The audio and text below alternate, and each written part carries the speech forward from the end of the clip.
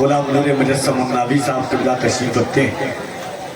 ملک ہند کا بڑا نمایاں نام ہے، شاعری کے حوالے سے اللہ نے بڑی مقبولیت عطا فرمائی ہے۔ انشاءاللہ تھوڑی دیر کے بعد شہزادہ اعلیٰ حضرت شیخ طریقت حضور سمنانی میاں صاحب قبلہ بریلی شریف کی آمد ہوگی، ان کے بھی چہرے کا آپ دیدار کریں گے۔ مگر اتنی دیر اگر اس وقت میں دور حاضر میں کوئی اتنی مشہور شخصیت اگر منبر پر بیٹھ جائے تو یہ بھی کرامت ہے۔ علامہ ذکر اللہ مکی نے اپنی زندگی میں ہزاروں ایسے لوگوں کو دیکھا ہوگا کہ تھوڑی سی شہرت ہو جائے تو نہ جانے 5 منٹ اسٹیج پر بیٹھنا لگتا ہے کہ 6واں منٹ ہوا تو مکروہ تحریمی ان کے لیے ہوگی، مگر اللہ کا فضل ہے کہ 1 گھنٹہ ہو گیا ہے، چہرے پر شکن نہیں آئی ہے، اور میں دعوے کے ساتھ کہہ سکتا ہوں تنہا اگر کوئی ایسی ذات ہے ہندوستان میں تو اس ذات کو سید امین القادری کے نام سے دنیا جانتی ہے۔ نہ کوئی غرور، نہ گھمنڈ، نہ تکبر اور نہ ڈیمانڈ، نہ فلاں کار کی ڈیمانڈ، بالکل سادگی، متانت، سنجیدگی کے ساتھ منبر پر جاتے ہیں، اور جب میں دیکھتا ہوں تو مجھے ایسا لگتا ہے کہ مولائے کائنات کی سادگی اگر دیکھنا ہو تو سید امین القادری صاحب قبلہ کی ذات میں دیکھوں۔ اور صرف ایسے ہی نہیں ہے، زبان نہیں ہے، جتنے لوگوں نے، مخالفین نے، عدو نے، حاسدین نے جو بھی کلام کیا، ملک ہندوستان میں اگر کبھی پلٹ کر جواب نہیں دیا تو اس ذات کا نام سید امین القادری صاحب قبلہ ہے۔ جب چاروں طرف سے لوگ مخالفین برس رہے تھے، میں نے کہا حضرت ایسے ایسے حالات ہیں، بڑی پیاری بات کہی تھی علامہ ذکر اللہ مکی صاحب۔ حضرت نے کہا بابو ان کے لیے ہدایت کی دعا کیجئے۔ میں نے کہا کیوں حضرت؟ کہا کہ اگر ان کے لیے آپ ہدایت کی دعا کیجئے گا تو حضور کی اگلی امت ان کے شر سے محفوظ ہو جائے گی، ورنہ اگر ان کا شر آگے بڑھا تو حضور کی دوسری امت کو نقصان پہنچے گا۔ اللہ سلامت رکھے ایسی شخصیات کو۔ لوگ صرف لوگوں کو دیکھنے کے لیے آتے ہیں، جنہیں سننے کے لیے آتی ہے اس ذات کا نام سید امین القادری صاحب قبلہ کی ذات ہے۔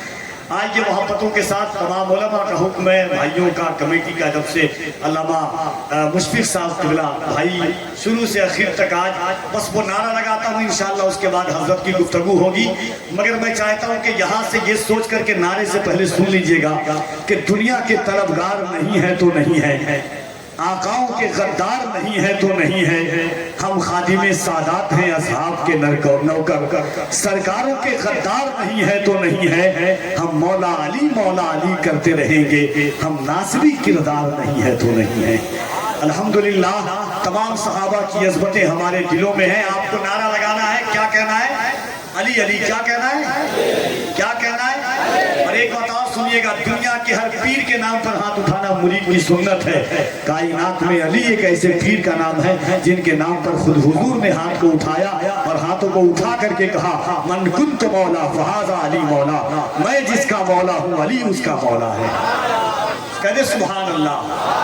بچہ اگر کسی کو بچے کو مارتا بھی تھا آج سے 7 سال پہلے زور سے تو علی کا نام لیتا تھا، کوئی طاقت والی چیز اٹھاتا تھا تو ہاتھوں کو اٹھا کر کے بھی علی کا نام لیتا تھا۔ اسی لیے میں نے کہا تھا کہ فولاد کا دل پتھر کا جگر سب پارا پارا ہوتا ہے، جب نام علی کا لیتا ہوں میدان ہمارا ہوتا ہے۔ مہنگائی کا غم رہتا ہے اسے، بازار کی جس کو حاجت ہے، اپنا تو شہید اعظم کے ٹکڑوں پہ گزارا ہوتا ہے۔ نعرہ ختم ہوگا، انشاءاللہ حضرت کی آمد ہوگی، دونوں ہاتھوں کو اٹھائیے اور یہ سوچ کر کے اٹھائیے گا کہ میدان محشر میں علی کے بیٹے کی گواہی بخشش کا ذریعہ بن جائے۔ بچپن میں اگر پولیو کا استعمال ہوا ہے، پولیو سمجھتے ہیں، اور اس کا اثر ابھی تک باقی ہے، تو جتنے لوگ کھڑے ہیں بیٹھے سب ہاتھوں کو اٹھائیے محبت سے۔ ایک بار علماء بھی میری نقابت کے تائر کو بلندی عطا کرنے کے لیے اٹھا لیں گے، پورا مجمع اٹھائیے ہاتھ کو، ہاتھ کہہ رہا ہوں، ہاتھ سمجھ رہے ہیں کہ نہیں؟ ہاتھ کو اٹھائیے محبت سے، پورا مجمع، کوئی ہاتھ نیچے نہ رہے، تمہیں کربلا کے شہزادوں کا واسطہ ہے۔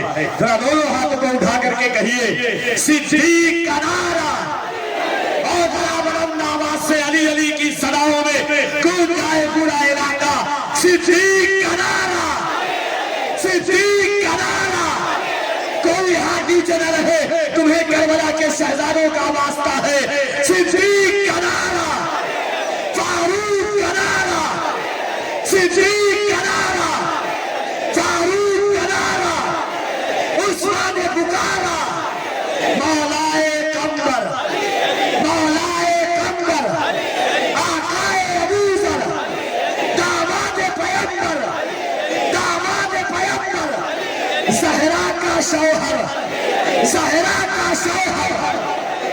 زہرا کا شوہر کعبے کے اندر، کعبے کے اندر۔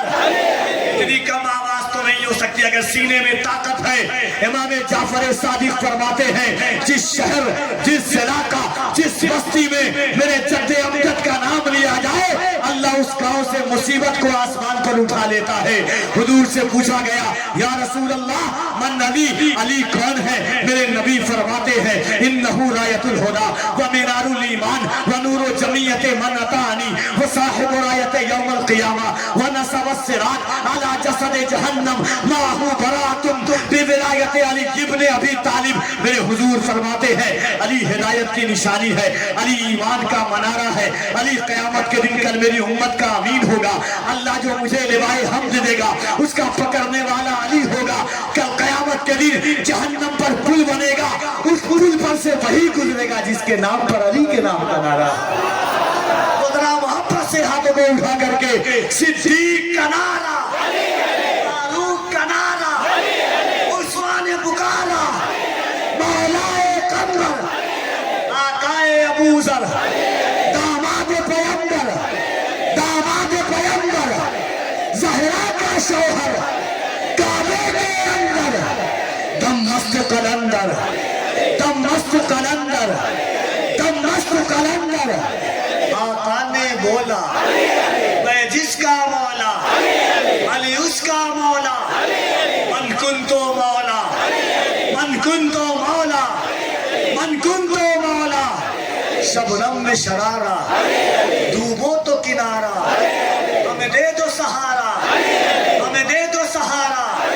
ہم سب نے پکارا، ہم سب نے پکارا، اب بلند آواز سے نعرہ حیدری، نعرہ حیدری۔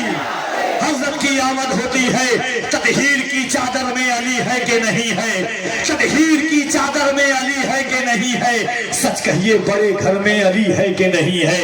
تطہیر کی چادر میں علی ہے کہ نہیں ہے؟ سچ کہیے بڑے گھر میں علی ہے کہ نہیں ہے؟ اصحاب پیغمبر میں علی ہے کہ نہیں ہے؟ اللہ کے لشکر میں علی ہے کہ نہیں ہے؟ اللہ کے لشکر میں علی ہے کہ نہیں ہے؟ مولائی قبیلہ ہے محبت کا وسیلہ، سلمان و ابو ذر میں علی ہے کہ نہیں ہے؟ سلمان و ابو ذر میں علی ہے کہ نہیں ہے؟ خواجہ و قطب ہو کے فرید گنج شکر ہو، اور صابر کریئر میں علی ہے کہ نہیں ہے؟ اور صابر کریئر میں علی ہے کہ نہیں ہے؟ مت دیکھ میرے گھر میں نہ سونا ہے نہ چاندی، یہ دیکھ میرے گھر میں علی ہے کہ نہیں ہے؟ السلام علیکم ورحمۃ اللہ وبرکاتہ۔ الحمدللہ رب العالمین والعاقبۃ للمتقین والصلاۃ والسلام علی سید الانبیاء والمرسلین وعلی آلہ واصحابہ الطیبین الطاہرین، اما بعد فاعوذ باللہ من الشیطان الرجیم، بسم اللہ الرحمن الرحیم۔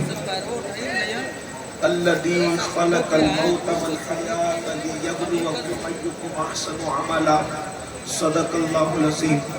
غوث اعظم بمن بے سر و ساما مدد، قبلہ دی مدد، کعبہ ایمان مدد، انتظار کرم تست من عینی را، اے خدا جنو خدا بینو خدا دا مدد۔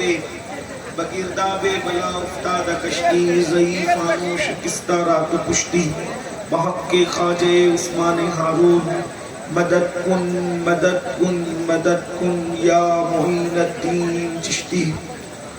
انتہائی احترام و عقیدت کے ساتھ اپنے اور ساری کائنات کے مرکز عقیدت، انیس بے کساں چارہ ساز درد مندہ، ہم غریبوں کے غم گسار، ہم فقیروں کی ثروت، شہر یار ارم، تاجدار حرم، نو بہار شفاعت، شب اسرا کے دولہ نوشے بزم جنت، دانائے سبل مولائے کل ختم الرسل، خسرو خوباں سیاح لامکا وجہ کن فکا، در اللہ المکنون سر اللہ المخزون، عالم ما کانا وما یکون، آب و گل انبیاء جانو دل اصفیاء، مطلع ہر سعادت سعادت مقطع ہر سیادت خلاصہ کائنات فخر موجودات حضور احمد مجتبی محمد مصطفیٰ ارواحنا فدا صلی اللہ تعالی علیہ وآلہ وصحبہ وبارک وسلم کی بارگاہ بے کس پناہ میں جس طرح سے میں پڑھاؤں سب مل کر میرے ساتھ بلند آواز سے پڑھیں الصلاۃ والسلام علیک یا رسول اللہ الصلاۃ والسلام علیک یا نبی اللہ الصلاۃ والسلام علیک یا حبیب اللہ وعلى آلك وأصحابك يا نور الله صلی اللہ تعالی علیہ وسلم وہ سوے لالا زار پھرتے ہیں تیرے دن اے بہار پھرتے ہیں جو تیرے در سے یار پھرتے ہیں در بدر یوں ہی خار پھرتے ہیں اس گلی کا گدا ہوں میں جس میں مانگتے تاجدار پھرتے ہیں پھول کیا دیکھو میری آنکھوں میں دشت طیبہ کے خار پھرتے ہیں جان ہے جان کیا نظر آئے کیوں عدو گرد غار پھرتے ہیں رکھیے جیسے ہیں خانہ زاد ہیں ہم مول کے عیب دار پھرتے ہیں کوئی کیوں پوچھے تیری بات رضا تجھ سے کتنے ہزار پھرتے ہیں آج کی یہ محفل اصلاح معاشرہ کے حوالے سے انعقاد پذیر ہے اللہ تبارک و تعالی یہاں کے تمام علماء مشائخ اور خوش عقیدہ مسلمانوں کی کاوشوں کو قبول فرمائے خوبصورت محفل سجائی اللہ تعالی جنہوں نے محبوب کی محفل سجائی اتنے ذوق کے ساتھ اللہ ان کی دنیا کو بھی سجا دے اور آخرت کو بھی مجھ سے بیشتر ہماری جماعت کے ایک عظیم عالم دین حضرت علامہ مفتی ذکر اللہ مکی صاحب سے آپ نے ان کا خطاب سماعت کر لیا ہے ہمارے بھائی کافی لمبر صاحب ان کی نقابت ہے میرے بعد شاعر اسلام حضرت غلام نور مجسم صاحب ہمارے بھائی ان کی بھی ثنا خوانی آپ کو سننی ہے اور پھر جیسا کہ اعلان کے ذریعے سے پتہ چلا کہ نبیر اعلیٰ حضرت علامہ سمنانی میاں صاحب قبلہ وہ بھی تشریف لائیں گے میں بھی تھوڑی دیر کے لیے حاضر ہوں اللہ تعالیٰ کی بارگاہ میں دعا کی جاتی ہے کہ جس آیہ کریمہ کی تلاوت کی گئی ہے اللہ تبارک و تعالیٰ اس کے متعلق مجھے حق کہنے اور آپ سب کو حق سن کر اس پر عمل کرنے اور اسے عام کرنے کی توفیق عطا فرمائے یہ جو ہم دنیا میں آئے ہیں دنیا میں آنے سے پہلے ہمیں دنیا میں آنے سے ہم جب دنیا میں نہیں آئے تھے اس سے پہلے سے یہ اعلان کیا جا رہا ہے کہ زندگی سے پہلے موت پیدا کی گئی ہے پہلے زندگی نہیں ہے بلکہ پہلے موت ہے کیونکہ ہم پہلے مردہ تھے پھر ہم زندہ ہوئے پھر مریں گے پھر زندہ کیے جائیں گے دو موت اور دو زندگی ہے ایک موت سے نکل کر آئے ہیں اور ایک زندگی پا گئے ہیں اب پھر اس کے بعد مریں گے اور مرنے کے بعد پھر زندہ کیے جائیں گے جو پہلی موت تھی اس کا عمل سے کوئی تعلق نہیں تھا اس کا تعلق صرف اور صرف اللہ رب العزت کے فضل خاص سے تھا اور جو دوسری زندگی پہلی زندگی ہے اس کا تعلق بھی کوئی عمل سے نہیں تھا یہ زندگی بھی جو اللہ نے دی ہے یہ اپنے فضل خاص سے دی لیکن اب جو موت ہے اس کا تعلق اللہ رب العزت نے اپنے کرم سے اعمال کے ذریعے سے جوڑ دیا ہے اور اس کے بعد کی جو زندگی ہے اس کا تعلق بھی اللہ نے اعمال کے ذریعے سے جوڑ دیا ہے ہمارے یہاں 7, 8, 10 جنم کا مسئلہ نہیں ہے ہم لوگ ایک ہی مرتبہ اس دنیا میں آئے ہیں اور جب اس دنیا سے چلے جائیں گے تو پھر دوبارہ اس دنیا میں نہیں آئیں گے اس کی وجہ یہ ہے کہ اللہ تبارک و تعالیٰ کے یہاں کمی نہیں ہے اللہ رب العزت کے یہاں کمی نہیں ہے کہ وہ مرنے والے کو پھر دوبارہ اسی دنیا میں بھیجے اللہ رب العزت کے یہاں تو بہت وسعتیں ہیں بڑا کرم ہے بڑے انعام ہے یہاں جو اچھا عمل کرے گا اور اگر کوئی برا عمل بھی کرے تو اللہ رب العزت جزا کے طور پر اس کو جنت عطا فرمائے گا، اور برا عمل کرے گا تو سزا کے طور پر اسے جہنم عطا فرمائے گا۔ ان الابرار لفی نعیم وان الفجار لفی جحیم، جو نیک عمل کرے نیکوں کے لیے جنت ہے، اور جو فاسق و فاجر، اللہ رسول کے غدار، اللہ رسول کے نافرمان، ان کے لیے جہنم ہے۔ اللہ رب العزت نے زندگی اور موت کو پیدا کیا ہے۔ اللہ پاک اپنے بندوں سے کروڑوں ماؤں سے زیادہ پیار کرتا ہے، جتنی محبتیں اللہ اپنے بندوں سے کرتا ہے کوئی کسی سے کر ہی نہیں سکتا۔ میرے بھائیوں ذرا اندازہ تو کرو، اللہ پیار کرنے والا ہے، اللہ محبت کرنے والا ہے۔ کبھی اللہ کی محبتوں کا اندازہ لگایا، کبھی غور کرنا، کبھی سوچنا، سب کی محبتوں کو سوچا، کیا کبھی رب کی محبت کو سوچا؟ اگر ہماری ماں ہماری کوئی کمی دیکھتی ہے، ہماری ماں توجہ کریں، ہماری ماں اگر کوئی ہماری کمی دیکھتی ہے تو وہ ہمارے ابا کو بتاتی ہے، ہمارے بھائیوں کو بتاتی ہے، ہماری بہنوں کو بتاتی ہے، کسی نہ کسی کو تو وہ ضرور بتاتی ہے۔ اگر کسی کو نہ بھی بتائے تو کم سے کم ہمارے ابا کو ضرور بتاتی ہے۔ اللہ اکبر، لیکن یہ میرا اللہ ہے۔ اللہ اکبر، ہم روزانہ ہزاروں گناہ کرتے ہیں، ہم روزانہ سینکڑوں گناہ کرتے ہیں، لیکن میرا اللہ ہمیں رسوا نہیں ہونے دیتا۔ کبھی سوچا میرے بھائیوں، اگر اللہ میرے عیبوں پہ پردے نہ ڈالتا تو میں یہاں بیٹھنے کے قابل نہ تھا، اور اگر آپ کے عیبوں پہ پردے نہ ڈالتا تو آپ یہاں بیٹھنے کے قابل نہ تھے۔ ذرا غور تو فرمائیں، میرا رب اتنا کریم ہے۔ اللہ اکبر، وہی رب موت و حیات کا فلسفہ بیان کرتا ہے کہ اس نے موت کیوں پیدا کی۔ یہ موت بھی محبت کی علامت ہے، یہ موت بھی محبت کی نشانی ہے۔ یہ موت و حیات کیوں پیدا کی گئی؟ تو فرماتا ہے الذی خلق الموت والحیات لیبلوکم ایکم احسن عملا، ہم نے زندگی اور موت کو اس لیے پیدا کیا تاکہ ہم تمہیں آزمائیں، ہم تمہیں جانچیں کہ کون تھوڑی سی زندگی کو پا کر، اللہ نے کہا تھوڑی سی زندگی، یہ بہت تھوڑی سی زندگی ہے۔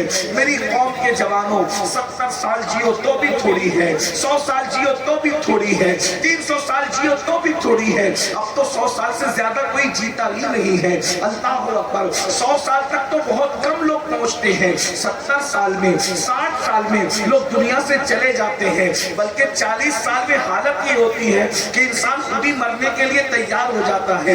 گھٹنوں میں تکلیف ہے، کمر میں تکلیف ہے، صحیح دکھائی نہیں دیتا، یہ بیماری نے پکڑ لیا ہے، وہ بیماری نے پکڑ لیا ہے، یہ ہو گیا ہے، وہ ہو گیا ہے۔ سن لو اللہ کے بندو، اچھی طرح سن لو، موت و حیات کا فلسفہ قرآن بیان کر رہا ہے۔ ہم نے موت و حیات کو اس لیے پیدا کیا کہ کون تھوڑی سی زندگی کو پا کر اچھا عمل کرتا ہے۔ یہاں اچھا عمل کرنے آئے ہیں، یہاں امتحان گاہ ہے، یہ ایگزام ہال ہے، ہم ایگزام ہال کے اندر ہے، ہم امتحان گاہ میں ہیں۔ اللہ فرماتا ہے ہم نے تمہیں جانچنے کے لیے، تمہیں پرکھنے کے لیے، تمہارا امتحان لینے کے لیے تمہیں دنیا میں بھیجا ہے۔ اب مجھے بتاؤ کیا ہم اچھا عمل کرتے ہیں؟ ہم اچھا عمل کر رہے ہیں؟ اللہ اکبر، اپنے آپ میں ڈوب کر سوچو۔ میری قوم کے جوانوں، میرے بھائیوں، میری بہنوں، یاد رکھنا اس دنیا میں ہمیشہ نہیں رہنا، اس دنیا میں ہمیشہ نہیں رہنا۔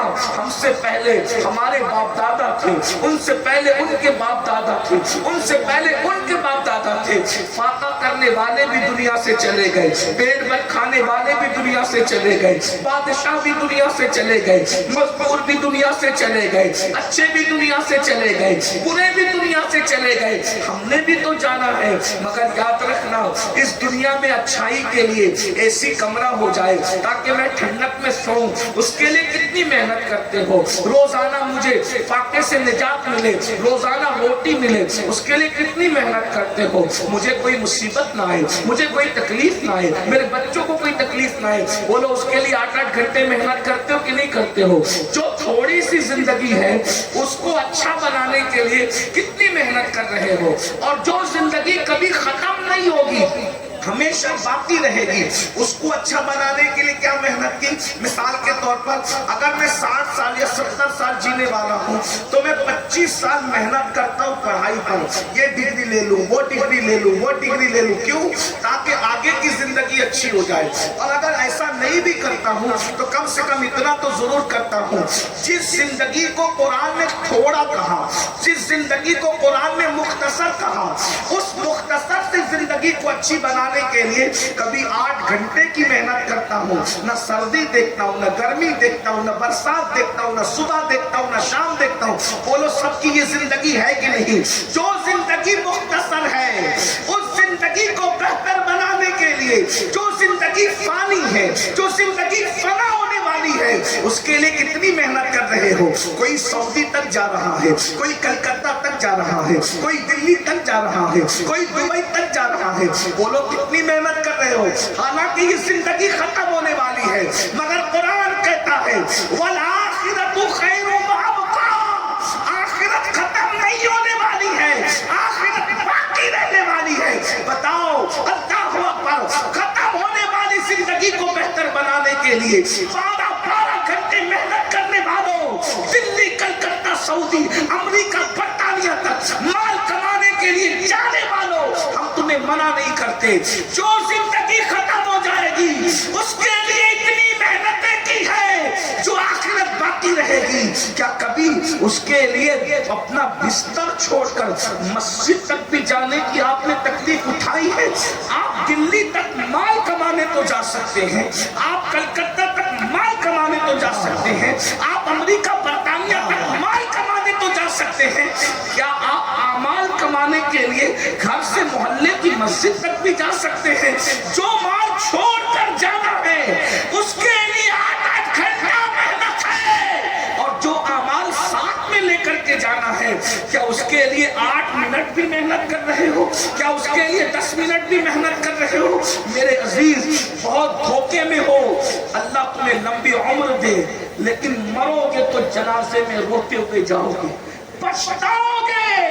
ہائے، جو مال میں نے چھوڑ کے جانا تھا اس کے لیے تو پوری زندگی لگا دی، اور جو اعمال لے کر کے جانا تھا اس کے لیے میں نے کچھ نہیں کیا. کیا کر رہے ہو؟ دنیا میں جیو، کھاؤ پیو، انجوائے کرو، کس نے منع کیا؟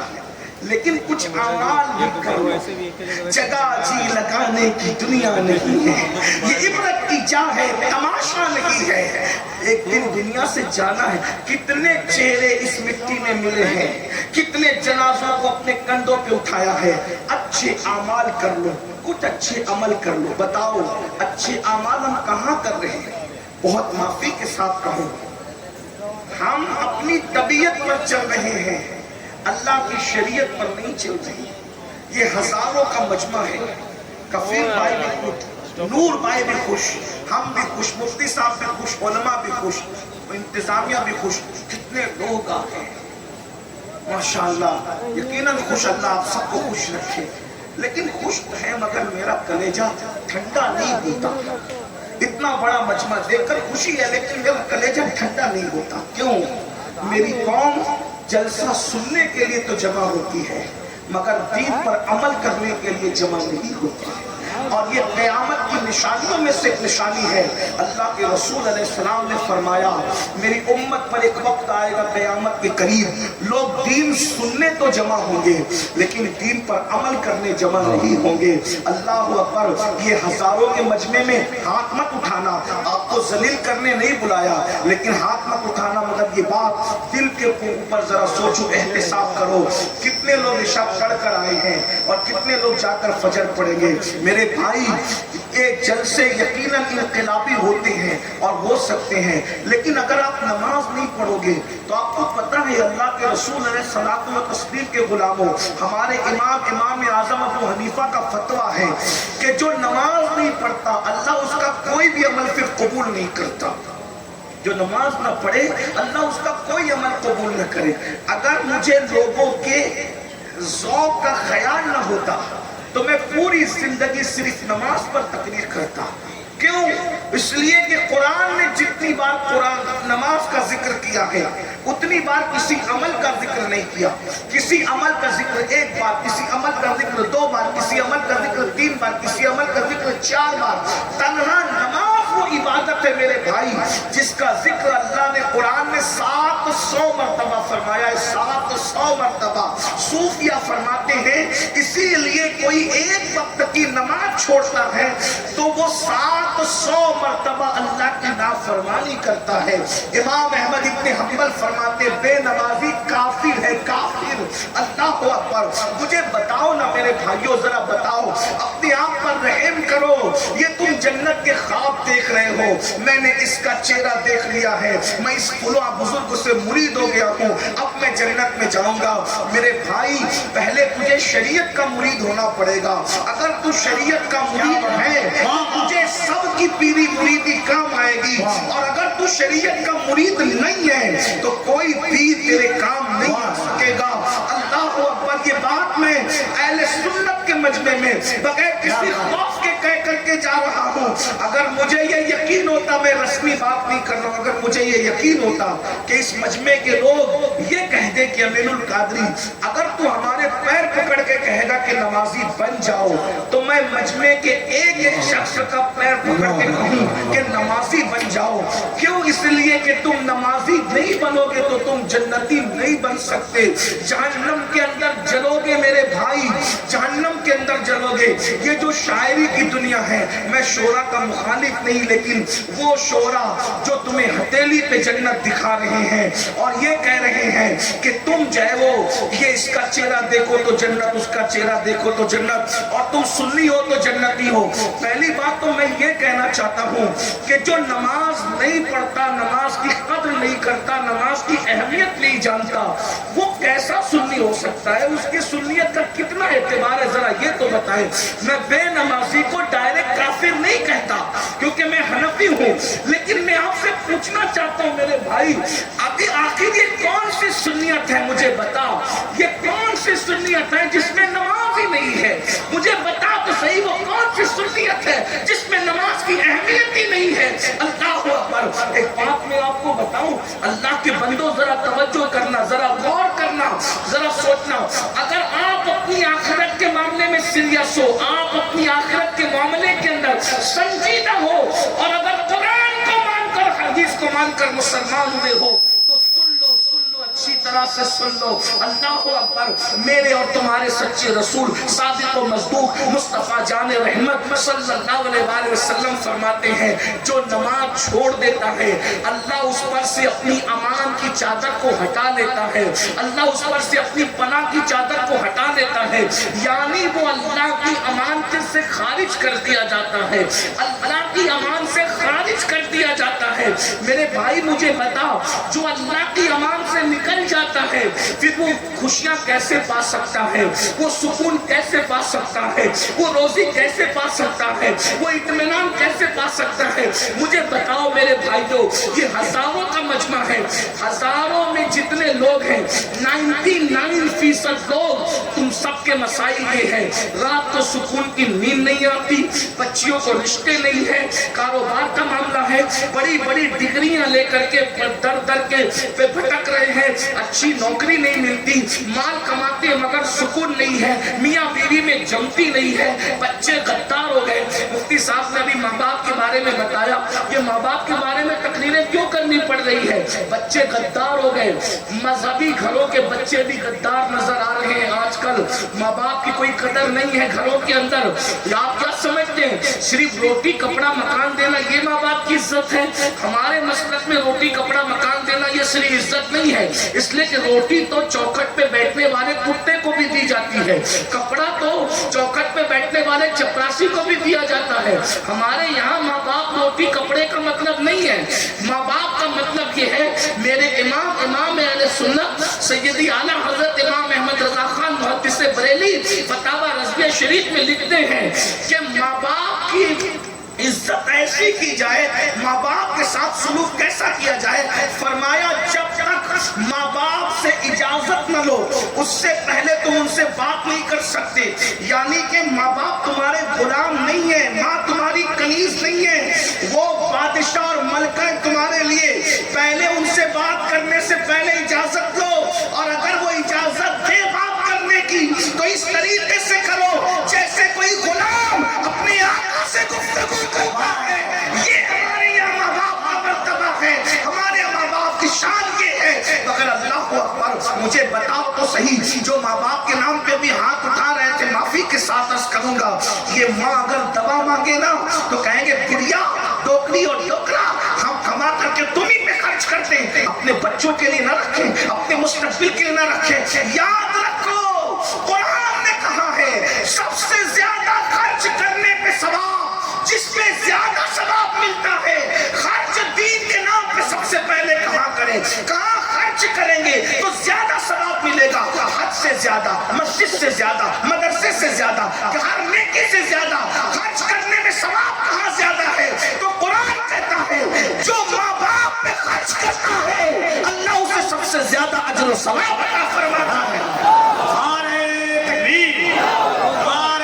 سب سے زیادہ ثواب ماں باپ پہ. لیکن یہ ہمارے گھروں کا مسئلہ ہے, یہ ہمارے گھروں کا مسئلہ ہے کہ ہم اپنے مشائخ اور اپنے پیروں کو تو گڈیاں کے گڈیاں نظر میں دے سکتے ہیں, ہم اپنے نعت خانوں کو, اپنے مقرروں کو گڈیاں کے گڈیاں نظر میں دے سکتے ہیں. میں منع کرنے نہیں آیا, دیکھو میری بات سمجھنے کی ضرورت ہے. لوگ ہماری باتوں کا غلط مفہوم نکالو, میں یہ نہیں کہوں کہ انہیں نہ دوں, میں صرف یہ کہوں ان کو تو دے سکتے ہوں. اور اگر ماں ہاسپٹل میں ایڈمٹ ہو جائے تو اب 4 بیٹے ہو تو چاروں جھگڑا کرتے کہ تیری ماں نہیں ہے, تیری ماں نہیں ہے, تیری ماں نہیں ہے, تو بل نہیں دے سکتا, تو بل نہیں دے سکتا. اور اگر 4 مرید ہو اور وہ چاروں اپنے پیر کو گھر بلائیں تو چاروں کے چاروں ایک سے کھانا, ایک سے غذا, ایک سے لفافہ کرو. میں منع کرنے کی بات تھی, ہم کیوں منع, نیکی سے ہم کیوں, لیکن ہم یہ کہیں ترجیحات کو دیکھو,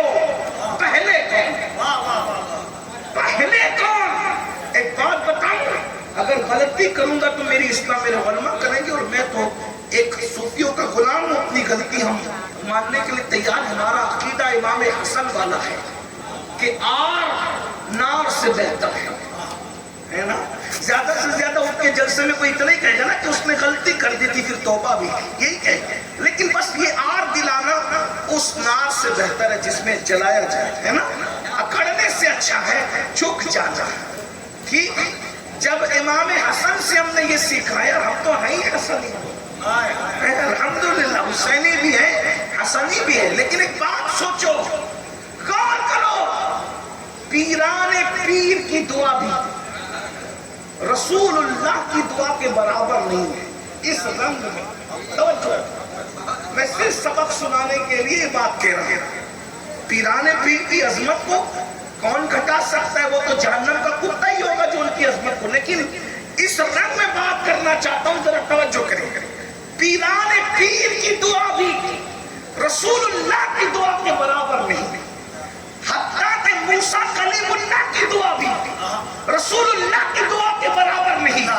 کائنات میں حضور کی دعا صرف حضور کی دعا ہے, حضور کی دعا کی طرح کسی کی دعا نہیں ہے. ان کی ذات منفرد ہے, ان کی بات منفرد ہے, ان کا چلنا منفرد ہے, ان کا بولنا منفرد ہے. اگر میں اس پہ گفتگو کروں تو اشارہ دے کر کے آگے بڑھنا چاہتا ہوں. رسول اللہ جب چلتے ہیں تو حیدر کرار جیسے کو دوڑنا پڑتا ہے. رسول اللہ جب چلتے ہیں تو صدیق اکبر جیسے کو دوڑنا پڑتا ہے. اپنے آپ کو نبی کا چلنا صرف اتنا بتا دو, نبی اگر چلے تو فاتح خیبر اور رسول اللہ کے مصلی خیبر دوڑتے دوڑتے تھک جائے, شان بشریت سے چلتے ہیں تو صدیق علی کو تھکا دیتے ہیں, اور شان نورانیت سے چلتے ہیں تو جبریل امین تھکتے لگا. نعرہ تکبیر, دونوں ہاتھوں کو اٹھا کے نعرہ تکبیر, نعرہ رسالت,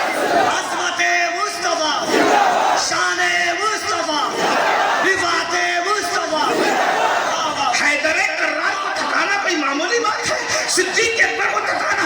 نبی شان بشریت سے چلے تو صدیق علی تھکتے ہیں, شان نورانیت سے چلے تو جبریل تھکتے ہیں, اور وہ تھکن بھی کس شان کی. میرے امام کہتے ہیں تھکے تھے روح الامین کے بازو, کہاں وہ دامن کہاں وہ پہلو, رکاب چھوٹی امید ٹوٹی نگاہ والے تھے.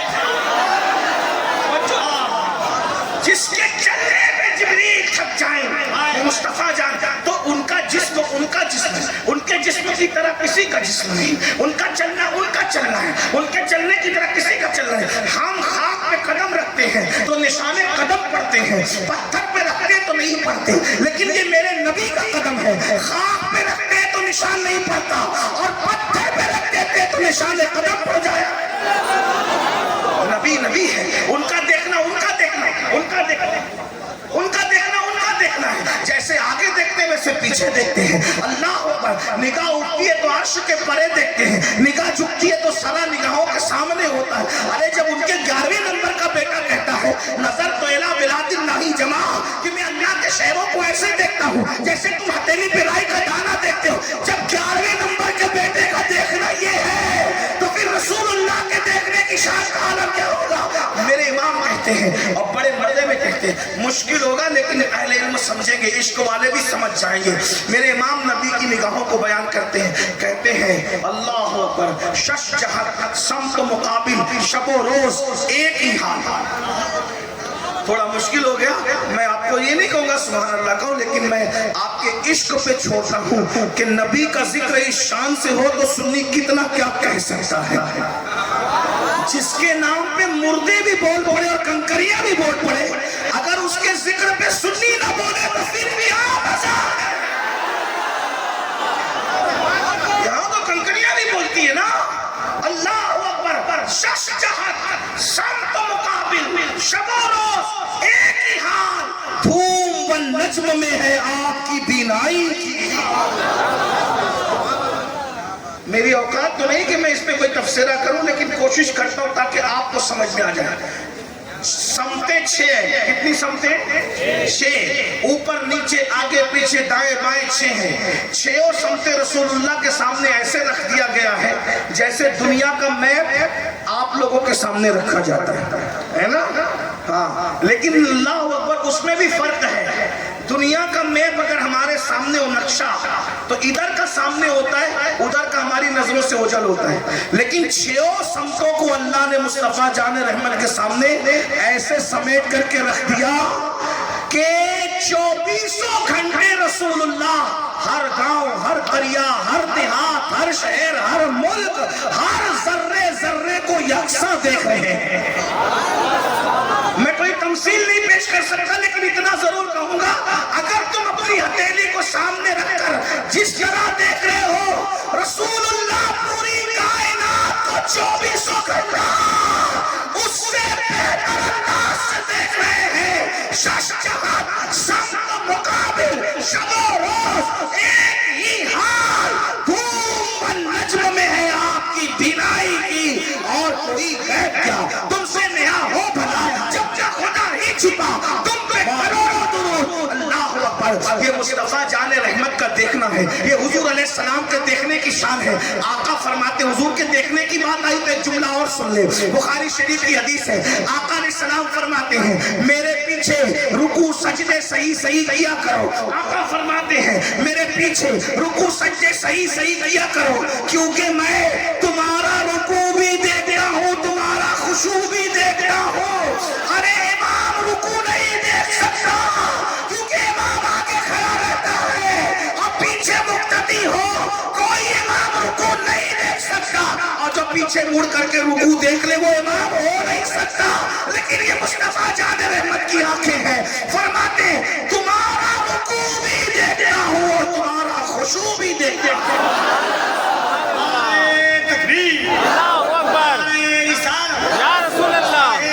رکوع کسے کہتے ہیں؟ گھٹنوں پہ ہاتھ رکھ کے اللہ کی عبادت کے لیے نماز میں جھک جانے کو رکوع کہتے ہیں. حضور فرماتے ہیں رکوع بھی دیکھتا ہوں تمہارے آگے کھڑے, اس سے بڑی بات تمہارا خشوع بھی دیکھتے ہیں. خشوع دل کی کیفیت کا نام ہے. خشوع دل کی کیفیت. حضور فرماتے تیرا جسم بھی دیکھتا ہوں اور تیرا دل بھی دیکھتا ہوں. توجہ ہے آپ کی؟ ہاں تھوڑا سا منبر والوں کی مدد چاہتا ہوں، ان کی معلومات میں اضافہ نہیں کر سکتا، صرف ان کو سبق سنانا، دعا لینا ہے، اس لیے کہ 2 منٹ کیا تھوڑا سا ماشاء اللہ توجہ، غور فرمائیں، توجہ ہے، غور کیجئے، غور کیجئے۔ صحابہ کو کہا رکوع سیدھے سیدھے، رکوع سجدے سیدھے کیا کرو، صحیح کیا کرو، تمہارا رکوع بھی دیکھتا ہوں اور تمہارا، بولے بھائی تمہارا بولنا پڑے گا، تمہارا رکوع بھی دیکھتا ہوں، تمہارا خشوع بھی دیکھتا ہوں۔ خشوع کا مطلب دل کی کیفیت، یعنی جب بندہ اللہ کے لیے پڑھتا ہے نا، اللہ کی خشیت سے پڑھتا ہے، اللہ کو سمیع و بصیر جان کے پڑھتا ہے، اس شان سے پڑھتا ہے، انت عبد اللہ کانک ترى فإن لم تكن ترى فإنه يراك، کہ ایسی عبادت کرتا ہے کہ گویا وہ اللہ کو دیکھ رہا ہے۔ یہ کیفیت نہیں بنتی تو اللہ اسے دیکھ رہا ہے اور اللہ تو اسے دیکھ ہی رہا ہے، یہ خشوع کی کیفیت ہے۔ توجہ کرنا، دھیان دینا۔ میں آگے بڑھنے سے پہلے ایک جملہ کہنا چاہتا ہوں، صرف جن کے نزدیک نبی مر کر مٹی میں مل گئے ان سے میری کوئی تقریر نہیں، لیکن جن کے نزدیک نبی زندہ ہیں، جان سے زیادہ قریب ہے، تو زندہ ہے واللہ، تو زندہ ہے واللہ، میری چشم عالم سے چھپ جانے والے رسول اللہ صحابہ کے آگے کھڑے ہو کر جب ان کا رکوع اور خشوع دونوں دیکھتے ہیں، صحابہ کے آگے کھڑے ہو کر، تو آج گنبد خضرا میں آرام کرتے ہوئے کیا مجھے اور آپ کو نہیں دیکھتے؟ توجہ، کیا مجھے اور آپ کو؟ صرف اس جملے پہ توجہ کر لو، سننے سے زیادہ دھیان دینے پر اس جملے کی لیے ضرورت ہے۔ کیا نبی ہمیں نہیں دیکھتے؟ جن کا عقیدہ ہے کہ نبی نہیں دیکھتے ان سے کوئی بات نہیں، اور جن کا عقیدہ ہے کہ نبی دیکھتے ہیں تو نبی ذرے ذرے کو دیکھ رہے ہیں، 24 گھنٹہ دیکھ رہے ہیں، ہر پل دیکھ رہے ہیں، ہر لمحہ دیکھ رہے ہیں، ہر ساتھ دیکھ رہے ہیں۔ ہمارا عقیدہ یہی ہے کہ 24 گھنٹے کائنات رسول اللہ کے سامنے ہے۔ ایک پتا جو کھڑکتا ہے، سنیوں کا عقیدہ بیان کرو، ایک پتا جو کھڑکتا ہے نا، پتا، تو یہ پتے کی جو آواز آتی ہے، یہ آواز بھی حضور سنتے ہیں، اس کو ہلتا ہوا بھی حضور دیکھتے ہیں، جتنے درخت کے پتے ہیں، اس لیے کہ شش جہت سمت و مقابل شب و روز ایک ہی حال، یہ ہمیں بتا دیا گیا ہے۔ دھوم و نجم میں ہے آپ کی بینائی کی، جو اللہ کو دیکھ رہے اس کی نظر سے کیا چھپا رہے؟ حضور کی نظر سے کچھ نہیں چھپتا۔ اب سنیے، اب غور کیجئے، جیسے صدیق اکبر کو دیکھ رہے تھے ویسے مجھے اور آپ کو بھی دیکھ رہے ہیں، جیسے صحابہ کا رکوع بھی دیکھتے تھے اور خشوع بھی دیکھتے تھے، ویسے میں مالیگاؤں میں رہوں، کلکتہ میں رہوں، جھارکھنڈ میں رہوں، مجھے بھی دیکھ رہے ہیں، آپ کو بھی دیکھ رہے ہیں۔ پلس پوائنٹ یہ ہے، عقیدہ یہ ہے کہ اس محفل کو بھی دیکھ رہے ہیں۔ مقرر کی نظر سے لوگ بیٹھے ہوئے چھپے ہیں، لیکن حضور کی نظر سے کوئی چھپا ہوا نہیں ہے۔ مقرر کی نگاہ سے آپ کے دل کے جذبات چھپے ہیں۔ تم میں کون سننے آیا ہے؟ صرف سننے آیا ہے۔ تم میں کون سن کر عمل کرنے آیا ہے؟ یہ بھی حضور دیکھ رہے ہیں۔ تم میں کون سننے کے بعد سدھرنے آیا ہے؟ کون پوائنٹ نوٹ کرنے آیا ہے کہ غلطی کہاں ہوتی ہے تو وہاں جا کے مذاق اڑائے گی؟ یہ بھی حضور دیکھ رہے ہیں۔ تم میں کون سننے آیا ہے، کون سونگنے آیا ہے؟ حضور یہ بھی دیکھ رہے ہیں۔ تم میں کون سننے آیا ہے، کون جیب کاٹنے آیا ہے؟ حضور یہ بھی دیکھ رہے ہیں۔ تم میں کون سننے آیا ہے، کون مجمع خراب کرنے آیا ہے؟ حضور یہ بھی دیکھ رہے ہیں۔ بتاؤ، اگر رسول اللہ کو مانتے ہو، اب بات بہت نازک آ گئی، یہاں لرزنے کو جی چاہتا ہے، یہاں تڑپنے کو جی چاہتا ہے۔ جب صدیق و فاروق، عثمان و حیدر کے رکوع اور خشوع کو بھی دیکھتے ہیں، سعد، سعید، طلحہ، زبیر، ابو عبیدہ ابن الجراح، اسی طرح ابو ہریرہ، بلال حبشی، خالد ابن ولید، سب کو متنبع کیا، اور حدیث خیر سے بخاری میں لکھی ہوئی ہے، ورنہ اگر یہ بخاری میں نہ ہوتی تو جن کے ایمان پر بخار ہے شکوک و شبہات کا، وہ کہتے کہ ہم کیسے مانے، بخاری میں نہیں ہے۔ ہم نے کہا بخاری میں ہے، جو رکوع اور خشوع دیکھتے ہیں آگے کھڑے ہو کر، آج وہ گنبد خضرا میں آرام کرتے ہوئے ہر امتی کو دیکھ رہے ہیں، مرد ہو یا عورت، صبح بھی دیکھ رہے ہیں، شام کو بھی دیکھ رہے ہیں، رات کو بھی دیکھ رہے ہیں، دن کو بھی دیکھ رہے ہیں۔ اب مجھے بتاؤ، جب صحابہ کو رکوع کرتے دیکھتے ہیں، اگر تو زنا کر رہا ہے، بتا، اگر تو زنا کر رہا ہے میرے بھائی، تو زنا کر رہا ہے، تو کیا تیرا یہ زنا حضور کی نگاہ سے چھپا ہوا ہے؟ کیا اگر تو کسی لڑکی کے کندھے پہ ہاتھ رکھ رہا ہے تو کیا یہ تیرا عمل رسول اللہ سے چھپا ہوا ہے؟ تجھے پتا بھی ہے میرے بھائی، اللہ اکبر، سب سے زیادہ غیور اللہ کی مخلوق میں مصطفیٰ جان رحمت ہے۔ اللہ اکبر، حضور گناہ کرتے ہوئے جب اپنے امتی کو دیکھتے ہیں تو حضور ناراض ہو جاتے ہیں، حضور چہرہ پھیر لیتے ہیں، حضور بے چین ہو جاتے ہیں، فرماتے ہیں جب میں تمہیں نیکی کرتے دیکھتا ہوں تو خوش ہوتا ہوں، اور جب میں تمہیں پاپ کرتے دیکھتا ہوں تو میرا دل دکھتا ہے۔ بتا میرے بھائی، جب تو کسی، مجھے شوق نہیں لیکن بس میری بے چینی یہ ہے کہ میں اپنے دل کا درد تمہارے دلوں تک اڑیل دوں، ورنہ گناہوں کا ذکر کرتے ہوئے مجھے بھی حیا آتی ہے۔ میں کوئی تانبے اور پتھر کا بنا ہوا نہیں ہوں۔ اللہ اکبر، ذرا غور کریں میرے بھائی، اللہ اکبر، جب تیری ماں تجھے زنا کرتے دیکھے گی تو اس کے غصے کا عالم کیا ہوگا؟ جب تیرا باپ تجھے زنا کرتے دیکھے گا تو اس کے غصے کا عالم یہ کیا ہوگا؟ جب تیرے ماں باپ کا غصہ اتنا ہے تو رسول اللہ تجھے جب زنا کرتے دیکھتے ہوں گے تو ان کے غصے کا عالم کیا ہوگا؟ ان کے جلال کا عالم کیا ہوگا؟ اللہ اکبر، جب وہ کسی لڑکی کے کندھے پر تجھے ہاتھ رکھتے ہوئے دیکھتے ہوں گے تو اس وقت ان کے غصے کا عالم کیا ہوگا؟ جانتا ہے میرے بھائی کو، اللہ کے رسول نے فرمایا گندگی میں بھرا ہوا سور اپنے ہاتھ میں لینے سے برا ہے کہ تم کسی نامحرم لڑکی کے کندھے پہ ہاتھ رکھتے۔ صرف کسی لڑکی کے کندھے پہ بدنیتی کے ساتھ ہاتھ رکھنا گندگی، غلاظت، پلیدی میں بھرے ہوئے سور کو گود میں لینے سے برا ہے۔ آج گندی فلموں کی بنیاد پر میری قوم کے 16 17 سال کے لڑکے اور لڑکیاں کن کن جرائم میں مبتلا ہو گئے۔ زنا آج ہمارے سماج میں عام ہوتا جا رہا ہے۔ دکھ کے ساتھ کہنا پڑتا ہے کہ کہیں یہ بات جاؤ تو سننے میں آتی ہے کہ بھابھی کی آبرو پر دیور نے ڈاکہ ڈال دیا، کہیں یہ بات سننے میں آتی ہے کہ بہو کی عزت پر سسر نے ڈاکہ ڈال دیا، کہیں پر یہ بات سننے میں آتی ہے کہ سالی کی آبرو پر بہنوئی نے ڈاکہ ڈال دیا، پڑوسی کی آبرو پر پڑوسی نے ڈاکہ ڈال دیا۔ کیوں؟ گندی فلمیں دیکھتے ہو، گندی پکچریں دیکھتے ہو، اور جب شیطان کے آلے کار اس کے ہاتھ میں کٹپٹلی بنتے ہو تو یہ سب کچھ کرتے ہو۔ کتنے نوجوان ہیں جن کے موبائل زنا کی فلموں سے محفوظ ہے۔ آپ سے پوچھنا چاہتا ہوں، ارے جنت اور جہنم سے نہیں معاملہ کرتے تو کم سے کم آپ تو بہت بڑے ہو گئے نا، آپ کہتے ہیں ہمیں جنت کی حاجت نہیں، ہم جہنم سے نہیں ڈرتے۔ چلے بھائی یہی سمجھ لیں رابعہ بصری کا وہ مقام تھا، لیکن اگر اس منصب پہ تم پہنچ گئے ہو کہ ہم جہنم سے اس لیے نہیں ڈرتے کہ ہم تو یار سے ڈر کے عبادت کرتے ہیں اور جنت کی لالچ میں نہیں کرتے، چلے اگر یہی بات آپ کی ہو گئی تو ایک بات کہتا ہوں، محبوب کے غصے کا تو خیال کرو، محبوب کے جلال کا تو خیال کرو، جو فرمائے اللہ اکبر، میرے تمہارے سچے رسول صادق و مصدوق فرمائے، جس نے کسی لڑکی سے مصافحہ کر لیا، صرف لڑکی سے مصافحہ کر لیا، اس کے ہاتھ پر سب سے زیادہ اگر کسی کا حق ہے تو وہ جہنم کی آگ کا حق ہے، اس کا ہاتھ جہنم میں جلایا جائے گا۔ اگر کسی کا جسم بدنیتی کے ساتھ کسی لڑکی سے ٹچ ہو جائے تو اللہ اکبر، اس پر سب سے زیادہ حق اگر کسی کا ہے تو وہ جہنم کی آگ کا ہے۔ کاش کہ میری قوم کی بیٹیاں سوچتی، جب وہ چچا کے بیٹے کے چچا زاد بھائی کے ہاتھ میں ہاتھ نہیں دے سکتی تو وہ چوڑی پہننے کے لیے کسی چوڑی پہنانے والے کے ہاتھ میں ہاتھ کیسے دے سکتی ہے؟ اللہ اکبر، جب ماموں کے بیٹے کے ماموزات ہاتھ بھائی کے ہاتھ میں ہاتھ نہیں دے سکتی تو وہ مہندی لگانے کے لیے مہندی کلب نے کسی کافر کے زانوں پر اس کی مانڈی پر ہاتھ رکھ کر مہندی کیسے لگا سکتی ہے؟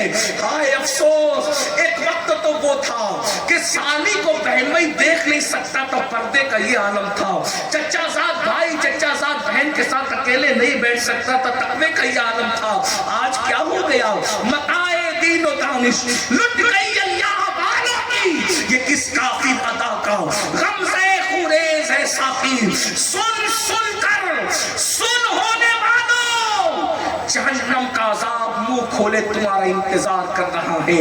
اس لیے جہنم کے عذاب کو 14ویں صدی کے کسی مولوی نے نہیں بیان کیا ہے، جہنم کی عذاب کو اس رسول نے بیان کیا ہے جس کی زبان کو قدرت نے وما ینطق عن الہوا کہا ہے.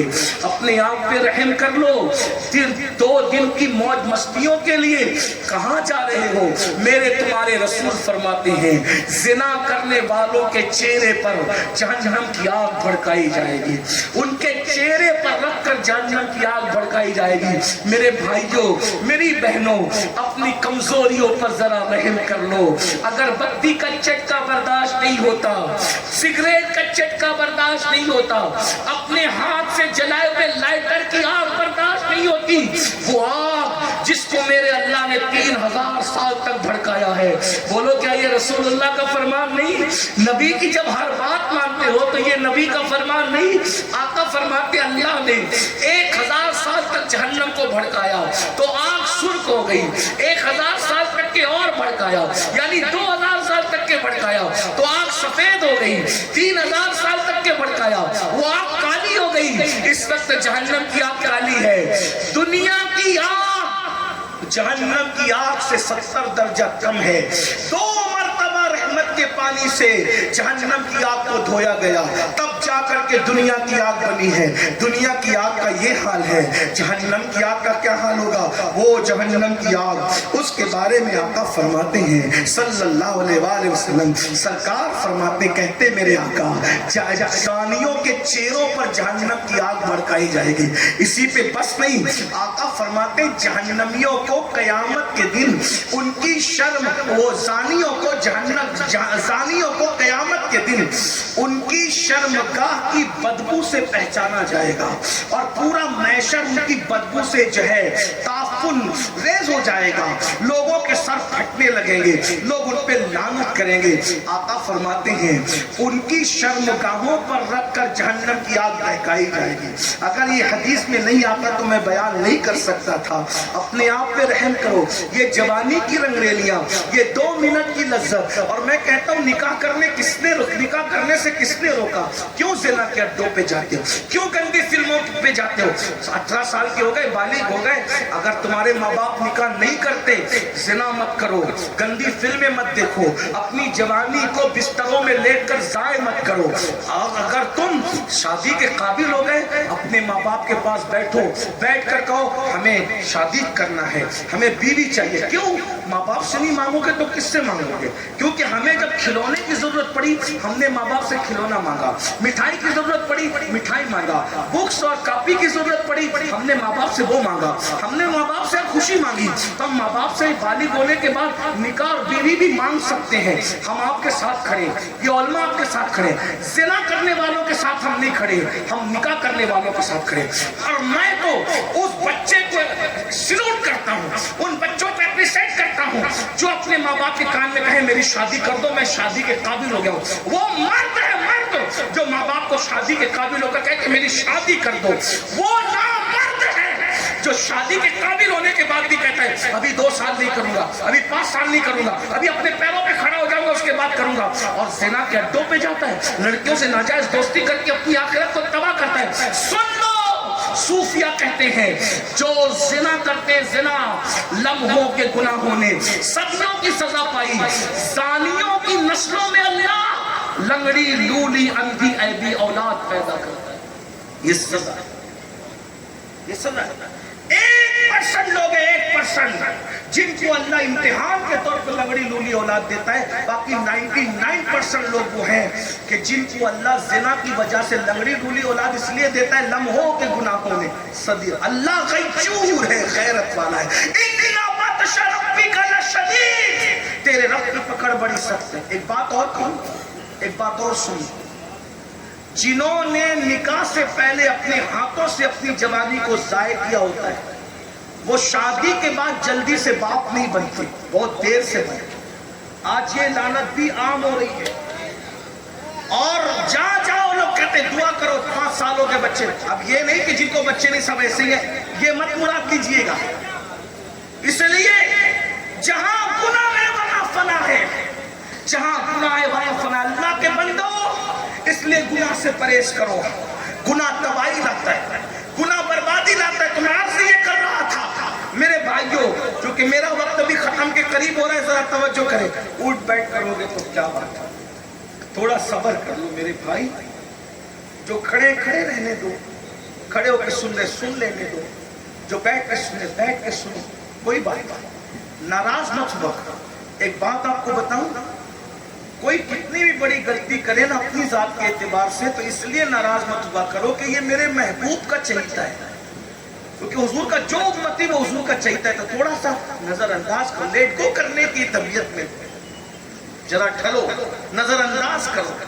جس دن تم لوگوں کو نظر انداز کرو گے, تمہارا جھگڑا کسی سے نہیں ہوگا, تمہارا دشمن کوئی نہیں ہوگا, تم کبھی ٹینشن میں نہیں رہو گے, تم کبھی ڈپریشن میں نہیں رہو گے. بس ایک چیز اپنے دماغ سے نکال دیجئے کہ میرا کوئی دشمن نہیں ہے, میرا دشمن صرف شیطان ہے. بس توجہ, یا جو شیطان کے راستے پر چل چکے ہیں وہ لوگ. ٹھیک, اب دھیان ہے, اب کوئی کچھ نہیں کہے کیونکہ بچے ہی اب 15-16 منٹ ہے, اس میں مجھے بات پوری کرنا ہے. آپ اگر یہ بیچ بیچ میں یہ باتیں کرتے ہیں نا, پورا سلسلہ ٹوٹ جاتا ہے. کیونکہ میں پہلے لوگوں کو کہتا ہوں کہ میں عرفانی حقانی نورانی تقریریں یاد کر کے نہیں آتا. آپ جیسا ماحول پیش کرتے ہو اس کے مطابق اللہ کی توفیق سے جو آمد ہوتی ہے وہی پیش کر دیا جاتا ہے. میرا کوئی سیٹ اپ نہیں ہے میرے بھائی, تو تھوڑا سا ہم پہ رحم. مفتی صاحب اتنی محنت کر رہے تھے, ان کے ساتھ بھی کچھ لوگوں نے ایسا ہی کیا, لیکن بہرحال ان کا اپنا ظرف تھا, انہوں نے ماشاءاللہ آپ کو نبھایا. لیکن میں تھوڑا سا آپ سے گزارش کرتا ہوں, کوئی مہمان بلاؤ, سکون سے سنو, چین سے سنو, ہلہ مت کیا کرو, ہنگامہ نہ کیا کرو, چین سے سنو. اور ایک بات آپ کو بتاؤں, یہ مت دیکھا کرو کہ کون بول رہا ہے, یہ دیکھا کرو کہ کیا بول رہا ہے. جو اپنے محبوب کی بولی بولے نا, محلے کا مولوی صاحب بھی بولے تو اس کی بات اتنی ہی اہمیت سے سنا کرو جتنی باہر کے مقرر کی سنتے ہو, کیونکہ وہ اپنی بات کی بولی نہیں بول رہا ہے, وہ رسول پاک کی بولی بول رہا ہے. تو میں بات سمیٹ رہا ہوں, اب بات توجہ سے سن لیں, کوئی کسی کو کچھ نہ کہے. جو لوگ اپنے ہاتھوں سے اپنی جوانی کو ضائع کرتے وہ جلدی باپ نہیں بن سکتے, اور ان لوگوں کی ذلت قیامت کے دن یہ ہوگی. اللہ کے رسول علیہ السلام فرماتے ہیں کہ کچھ لوگوں کے ہاتھ حاملہ ہوں گے, حاملہ, ہاتھ حمل سے ہوں گے. اللہ, کیا ذلت ہوگی اس دن. اگر دنیا میں کسی کی انگلیاں سوج جائے نا تو وہ جلسے میں نہیں آتا کہ میری انگلیاں سوجی ہوئی ہے میں کیسے جاؤں. میرے بھائی, رسول اللہ کے سامنے, نبیوں کے سامنے, اللہ کی بارگاہ میں ہاتھ حمل سے لے کر جائیں گے کچھ لڑکے لڑکیاں. صحابہ کرام ڈر گئے کیونکہ وہ حضور کی ہر بات پہ یقین رکھتے ہیں. اس کی یا رسول اللہ ان کے ہاتھ حمل سے کیوں ہوں گے؟ کہا کہ وہ اپنے ہاتھوں سے اپنے شرمگاہوں سے کھیلتے ہوں گے اور اپنی جوانی کو ضائع کریں. اس سے زیادہ میں پردے میں نہیں بات کر سکتا نہ آگے, ورنہ پردے اٹھا نہیں سکتا, بچے بچیاں سب سنتے. یہ لعنت بھی گندی فلموں کی وجہ سے عام ہو رہی. سوچو جب حمل سے تمہارے ہاتھ ہوں گے قیامت کے دن اپنے اعضائے خاص سے کھیلنے کی وجہ سے, شرمگاہوں سے کھیلنے کی وجہ سے, اور اپنی طاقت کو ضائع کریں. اور اتنا ہی نہیں, ایک ایک قطرہ جو نطفے کا ہوتا ہے اس میں کئی درجن بچے پیدا کرنے کی طاقت ہوتی ہے. تو وہ جتنا بھی وہ مادہ نکلتا ہے اس میں سینکڑوں نہیں بلکہ ہزاروں بچوں کے پیدا ہونے کی طاقت ہے. تو وہ ہزاروں بچے بغیر سر کے قیامت کے دن ان جوانوں کے خلاف کھڑے ہوں گے جو اپنی جوانی کو اپنے ہاتھ سے ضائع کر چکے.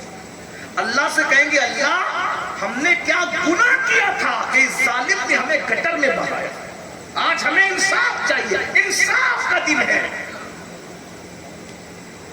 میری قوم کے جوان بچوں رحم کرو,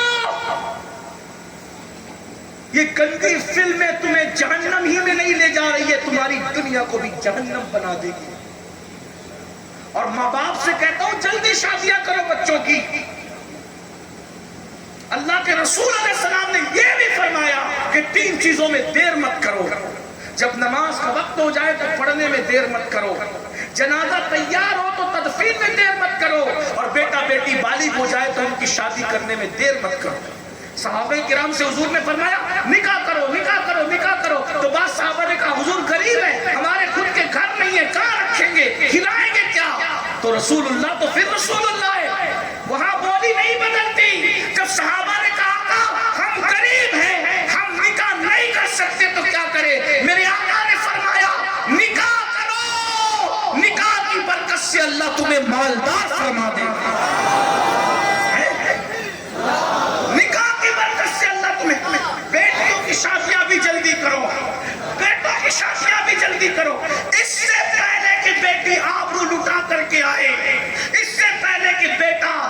जवानी को बर्बाद कर दे। और सुन लो, अल्लाह के रसूल ने यह भी फरमाया, जो माँ बाप अपने बेटा बेटी की शादी देर से करते हैं और औलाद जिना में मुब्तला हो जाती है, तो उनके जिना का वबाल सिर्फ उनकी औलाद पर नहीं है, बल्कि देर से शादी करने वाले माँ बाप पर भी है। इसलिए अपने बच्चों की शादियां जल्दी करने का ज़हन बनाओ। तो अर्ज क्या कर रहा था, बात दूर निकल गई। अल्लाह के रसूल अलैहिस्सलाम फरमाते हैं, ज़ानियों की शर्मगाहों से लोग उनको पहचानेंगे और उसके बाद आका फरमाते हैं, उसके चेहरे पर जहन्नम की आग दहकाई जाएगी, उसकी शर्मगाह पे जहन्नम की आग दहकाई जाएगी। और फरमाया मेरे आका ने, उनको डामर का लिबास पहनाया जाएगा, उनको आग का लिबास पहनाया जाएगा। और फिर हजरते मालिक जो खाजिने जहन्नम है, वो फरमाएंगे, इनके दोनों हाथों को इनके गर्दन से जहन्नम की जंजीर से बांध दो, दोनों हाथों को जहन्नम की जंजीर से। वो जहन्नम की जंजीर आका फरमाते, उसकी एक कड़ी अगर किसी पहाड़ पे रख दी जाए तो पहाड़ जलकर रेजा रेजा हो जाए। रहम कर लो मेरे भाई, रहम कर लो अपने आप पर, अपनी जवानी पर रहम कर लो, बर्बाद मत करो अपनी आखिरत को। अल्लाहु अकबर, अच्छे अमल के लिए आयो, पाप मत करो। आका फरमाते हैं, उसकी गर्दन से उसके हाथों को जहन्नम की जंजीर से बांध दिया जाएगा।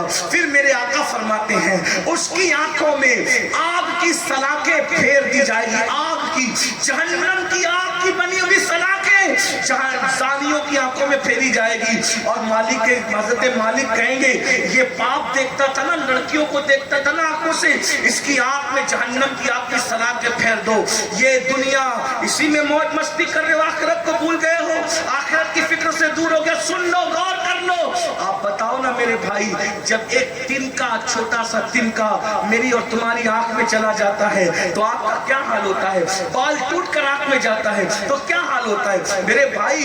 बाल और तिनका तो दूर की बात, अम्मी बहन बीवी कोई प्याज काट रही हो तो प्याज के नन्हे नन्हे जर्रात हमारी आंखों में चले जाते हैं तो क्या हाल होता है मेरे भाई? जिना की फिल्में देखने की वजह से, औरतों को देखने की वजह से, पाप देखने की वजह से जब इन आंखों में जहन्नम की सलाखें डाली जाएगी, हमारा क्या बनेगा मेरे भाई? इसी पर बस नहीं, अल्लाहु अकबर, मेरे और तुम्हारे सच्चे रसूल फरमाते हैं, उनकी रानों पर जहन्नम की आग दहकाई जाएगी। इसी पैरों से चलकर गुनाह के अड्डों पे जाता था तो वो जहन्नमी कहेंगे, हम पे रहम करो, रहम, हम पे रहम करो, रहम, हम अल्लाह के बंदे हैं। तो हज़रत मालिक कहेंगे, जब अल्लाह तुम पे कहर कर रहा है तो मैं तुम पे रहम कैसे कर सकता हूँ? अल्लाह ने जब तुम पे रहम का हुक्म नहीं दिया है, मैं तुम पर रहम कैसे कर सकता हूँ? मैं अल्लाह का बंदा हूँ, अल्लाह ने तुझ पे लानत की है तो मैं तुझे अजाब दूंगा, मैं तुझ पे रहम नहीं कर सकता। ये है मेरे भाई। तब बात बहुत दूर निकल गई। अर्ज क्या कर रहा था, हुजूर की आंखें जब सब कुछ देखती है, जिना करोगे तो हुजूर की आंखें देख लेगी, जुआ खेलोगे तो हुजूर की आंखें देख लेगी, चोरी करोगे तो हुजूर की आंखें, और हुजूर होंगे नाराज, हुजूर होंगे नाराज और हुजूर मुंह फेर लेंगे। अब जरा सोचो, कयामत के दिन हुजूर के पास जाओगे जन्नत मांगने के लिए, या रसूलल्लाह मुझे भी तो जन्नत दो, क्योंकि जन्नत किसके पास मिलेगी? अकीदा हमारा अहले सुन्नत का ये है, कोई मजाक उड़ाता है तो उड़ाता रहे, हुजूर की रसाई अल्लाह तक है, बाकी सबकी रसाई हुजूर तक है। हत्ता के अंबिया भी मेरे हुजूर तक आएंगे।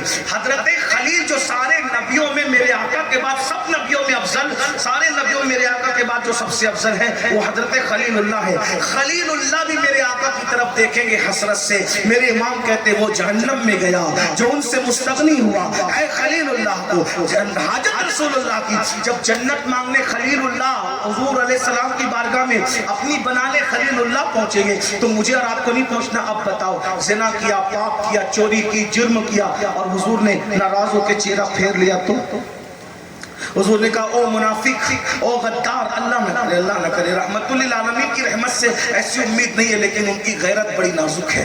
जिगर ने कहा था, इस उम्मत यासी से न मुँह फेर खुदाया, नाजुक है बहुत गैरत सुल्तान मदीना। मेरे भाई सोच, जरा गौर कर, हुजूर ने चेहरा फेर लिया तो तेरा क्या बनेगा, तेरा क्या अंजाम होगा? इसलिए मेरे भाई आज तौबा कर, आज मदद मांग, हुजूर को राजी कर ले, हुजूर को राजी कर ले। तो मैं बात जहाँ से शुरू किया था, टाइम खत्म हो वहीं پہ بات ختم کرتا ہوں. میں کیا عرض کر رہا تھا؟ حضور کے چہرے جیسا کسی کا چہرہ نہیں، حضور کی آنکھیں جیسے کسی کی آنکھیں نہیں، حضور کے بولنے جیسا کسی کا بولنا نہیں، حضور کے دیکھنے جیسا کسی کا دیکھنا نہیں، حضور کے چلنے جیسا کسی کا چلنا نہیں، حضور کی ادائیں جیسی کسی کی ادائیں نہیں. تو حضور جیسا کوئی نہیں، تو حضور کی دعا جیسی کسی کی.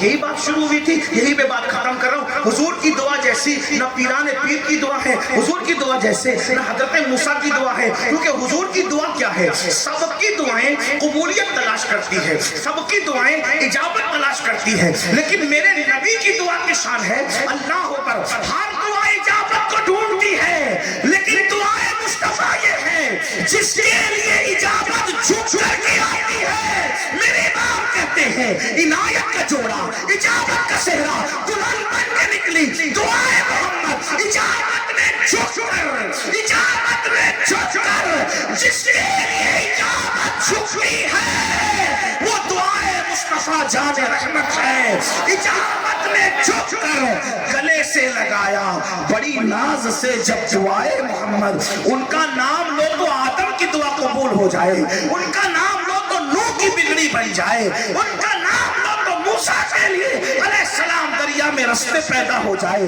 جب وہ جانے دعا خود دعا کرتے ہوں گے تو اس وقت دعا کی کیفیت کیا ہوتی ہوگی. اس لیے رسول اللہ کی دعا کی طرح بولو بھائی، کسی کی دعا نہ ان کی نہ میری، نہ مجھ سے بڑھ کر کسی کی، نہ اس سے بڑھ کر حضور کی دعا جیسی دعا کسی کی نہیں. لیکن ایک دعا ہے جس کو رسول اللہ نے اپنے کرم سے خود کسی کی اہمیت بتانے کے لیے، کسی کا وفادار بنانے کے لیے، کسی کی طرف جھکانے کے لیے ایک دعا کو اپنی دعا کے برابر کا درجہ دے دیا. آقا فرماتے ہیں دعا والدہ لولدہ کا دعائی لکم، تمہارے باپ کی دعا تمہارے حق میں ایسی ہے جیسے مجھ محمد کی دعا میری امت کے لیے ہوتی ہے. یعنی جیسے میں محمد دعا کرتا ہوں امت کے لیے تو اللہ رد نہیں کرتا، ویسے تیرے ماں باپ دعا کرتے تو اللہ تیرے حق میں رد نہیں کرتا. اب اتنا کہتا ہوں، پیر کو گھر کیوں بلاتے ہو؟ پیر کو گھر کیوں بلا؟ بگڑی بن جائے، دعا سے مقدر سمجھ جائے. لیکن یہ بات میں کہہ کے جا رہا ہوں، دعا دو یا گالی دو مجھے کوئی فرق نہیں پڑتا، کیونکہ مجھے بھی مر کے اللہ کو منہ دکھانا ہے. بڑے سے بڑا پیر لا کر پیسوں میں تول دو، اگر وہ دعا کرے کوئی گارنٹی نہیں ہے کسی کے پاس کہ اس کی دعا قبول ہوگی. لیکن ماں باپ کی دعا کو رسول اللہ نے اپنی دعا کا درجہ دیا ہے. یہ دعا کریں گے تو دعا قبول ہوگی. پیر کو مت دو، میں یہ نہیں کہتا کیونکہ میں پیروں کا غدار نہیں ہوں، پیروں کو ضرور دو، لیکن پیر سے پہلے تیرا سب سے بڑا مرشد تیرے ماں باپ ہے. ان کو بھی تو ان کی ولادت پہ گفٹ دو، اپنی ولادت پہ گفٹ دو، ان کو بھی تو نذرانہ دو. اس لیے کہ میرے بھائی کوئی دعا کر دے، بگڑی بنے گی کہ نہیں بنے گی کوئی میٹر نہیں، لیکن اگر ماں باپ دعا کر دے، ضمانت نبی نے دی ہے، جنت تیرے گھر میں رکھی ہے، کامیابی تیرے گھر میں رکھی ہے، کامرانی تیرے گھر میں رکھی ہے. ان کی دعا لینے کی بجائے کتنوں کے پیچھے دوڑ رہا ہے، سب کے پیچھے دوڑ، لیکن پہلے ماں باپ کے پیچھے دوڑ. تو میں کیا کہہ رہا تھا؟ اللہ اکبر. کیا ماں بیمار ہو تو کہتا ہے تیری ماں نہیں، تیری ماں نہیں، تیری. یہ حال ہے. قیامت کی نشانیوں میں سے ایک نشانی آقا فرماتے ہیں دوستوں پہ خرچ کریں گے اور ماں باپ پہ خرچ کرنے میں دل تنگ کریں گے. یہ قیامت کی نشانیوں میں سے نشانی. میرے بھائیوں، اس لیے میری گزارش ہے، اچھا عمل کرنے آئے ہو، اچھا عمل کرنے آئے ہو، اچھا عمل کرو. اور مفتی صاحب نے بتایا، میں اسی کو میں ختم کرتے ہوئے کہتا ہوں کہ اچھا عمل کیا ہے بھائی. حاجی 9 ذی الحجہ کو عرفات میں پہنچے، 5 دن محنت کرے، احرام باندھ کے گھوم کے پتھر مارے، کنکر مارے، صفا مروہ پہ دوڑ بھاگ کرے، پیسے خرچ کرے، پھر بھی آ کے نہیں کہہ سکتا کہ میرا حج قبول ہوا. اور ماں باپ کو پیار سے دیکھ لو تو مقبول حج کا ثواب ملتا ہے. یہاں ایک بات میں مفتی صاحب کی بات میں ایک اضافہ کر دوں، وقت ہوتا تو یہ ضرور کہتے. جلسے میں یہ سن کے سب پلان بناتے اب گھر چلو امی کو دیکھو، ابا کو دیکھو، کیا ملے گا؟ مقبول حج کا ثواب. 100 بار دیکھیں گے تو 100 بار، 1000 بار دیکھیں گے تو 1000 بار. لیکن یہ بات میں علماء کی موجودگی میں اپنی اصلاح کے لیے کہہ دوں، ہر اولاد کو ماں باپ کے دیکھنے پر مقبول حج کا ثواب نہیں ملتا. جو اولاد فرما بردار ہیں، مطیع ہیں، انہی کو ملتا ہے، ورنہ ماں باپ کو مار آستین چڑھا کے اور پھر اس کے بعد گھوم پھر کیا کہتے ہیں تو کیا مقبول حج کا ثواب نہیں؟ کافر جنوری میں مرے یا رمضان شریف میں مرے اس کے لیے دونوں برابر۔ کیوں؟ رمضان شریف کی برکت کافر کو کیوں نہیں ملتی؟ کیونکہ وہ رمضان کو رمضان مانتا ہی نہیں ہے۔ جو رمضان کو رمضان شریف نہ مانے اس کو برکت نہیں ملے گی۔ اس سے بڑھ کے بات کروں، آخری بات، ٹائم ختم ہے لیکن آخری بات، رسول اللہ نے پوچھو ان علماء سے ایک بات، چلو میں پہلے آپ سے سوال کرتا ہوں، علماء سے نہیں آپ سے کہتا ہوں، اگر کسی کو نبی کا جبہ پہنا کر دفن کیا جائے قبر میں تو بولو اس کو عذاب ہوگا کہ نہیں ہوگا؟ آپ جواب تو جو بھی آپ کے علم میں اس کو عذاب ہوگا؟ بولو بھائی، مل کے بولو، نہیں ہوگا نا؟ نبی کا جبہ جس کو پہنا دیا اس کو عذاب ہوگا؟